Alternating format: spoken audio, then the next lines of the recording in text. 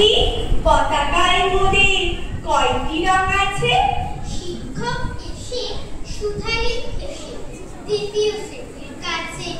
একসাথে মিলে সব ছেলে বলে চিৎকার করে জোরে, তিনটি বর্ণ রয়েছে রাঙানো জাতীয় পতাকা জুড়ে। শ্রেণীর পিছনে বেঞ্চের কোণে শিশু ছিল এক বসে। পতাকার মাঝে 5 রং আছে, বলল সে মৃদু ভাষে।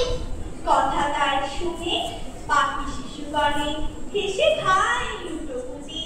শিক্ষক রেগে বলে হেঁকে, বোঝাও কি করে 5টি। মাথা নিচু করে ভয়ার্ত স্বরে সরল শিশুটি বলে, ওপরে গেরুয়া মাঝখানে সাদা, সবুজ আছে তার তলে। আর আছে আঁকা গোলাকার চাকা, নীল রং আছে এতে। শিক্ষক বলে এটিকে ধরে তবু যে 4টে। অবুঝ শিশুটি বলল তখন, রং আছে আর এক। লাল লাল চোখ দাগ দেখা যায় ওই পতাকার মাঝে।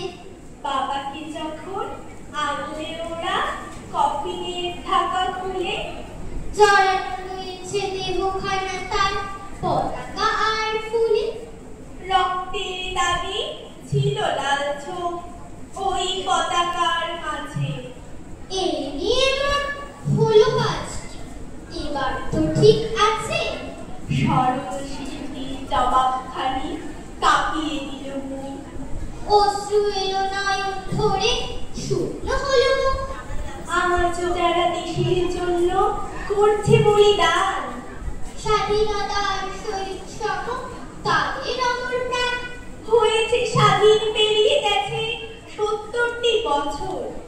দেশ বাঁচাতে যাচ্ছে যে প্রাণ, রাখছি কি তার খবর? দেশ বাঁচাতে